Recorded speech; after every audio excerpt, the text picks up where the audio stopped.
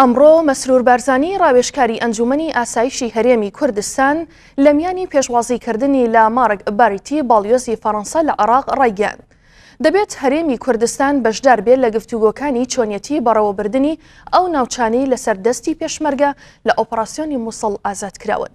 لە کۆبوونەوەیەکدا کە بە ئامادەبوونی دۆمینیک ماس کۆنسۆلی گشتی فەڕەنسا لە هەولێر بەڕێوەچوو دووە پەرەسە نائەمنی و سیاسیەکانی ناوچەکە و ئۆپەراسیۆنی ڕزگارکردنی مووسڵ لە تیرۆریستانی داعش تاوتوێکرا. جەخت لە پەیوەندیە مێژوویەکان و بەها هاوبەشەکانی نێوان هەرێمی کوردستان و فەڕەنسا کرایەوە.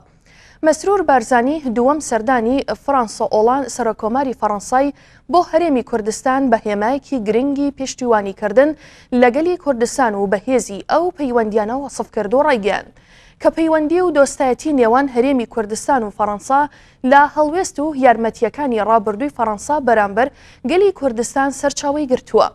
هەر لە دیدارەکەدا ڕۆشتای خرایە سەر ڕێو شوێنەکانی زیادکردنی یارمەتیە سەربازی و مرۆییەکان و چارەسەرکردنی پێشمەرگە بریندارەکان و دوو پات لە نەخشە ڕێگەی سەربەخۆی کوردستان بە ڕێگەی ئاشتیانە و گفتوگۆ لەگەڵ عێراق وەک مافێکی سروشتی گەلی کوردستان کرایەوە.